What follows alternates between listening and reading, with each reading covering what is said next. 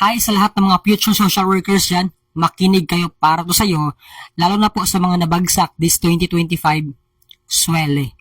Okay? I'm sorry, I just need to be frank right now in my words because this is all for you and it might help you. So, heto na nga, swele 2025, may result na nga, lumabas na nga po that sa 9,000 plus or 9,600 na nag-take, ang dami pong pumasa, 7,000 plus na umabot po ng 76 yung rating or national passing rate.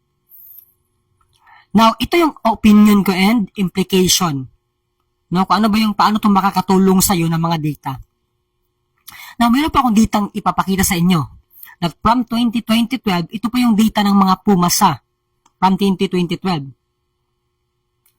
hanggang 2021, dyan kami nag-take, sobrang hirap ng board exam, ang liit lang ng passing rate, national passing rate, hanggang sa ngayon na 2025.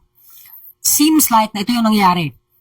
Nagigets na ng mga review centers or mga reviewer kung saan papatungo yung board exam. Siguro marami na tayong textbooks, marami ng author, nakakontextualize natin yung topic o yung TOS. Kaya naman, nakakaturo tayo ng mas comprehensive.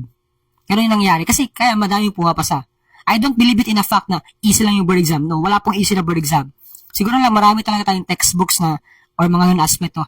Now, paano ba itong makakatulong sa mga future social workers, sa mga magti-take pa lang, mga graduating ngayon, at sa mga nabagsak this year? Ito po yung advice ko sa inyo. Mag-take kayo ulit sa 2026. Okay? I know the pain. I know the pain na nabagsakan tayo. Masakit po. And traumatic. Pero ito yung mangyayari.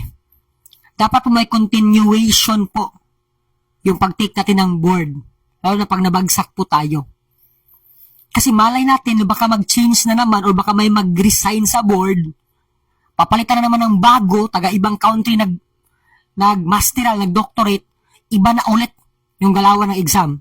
Buti ngayon, kapang-kapa pa natin. Press na press pa sa utak. Wag natin ipa-prolong yung drama natin or emotional pain. Wag po. Baka hindi mo na ako mag-take kasi masakit, hintay mo na akong 2 years. Baka magbago na yung mga board of examiner niyan. Mahihirapan ka. So this is what I tell you, no? Kayanin mo yan, no?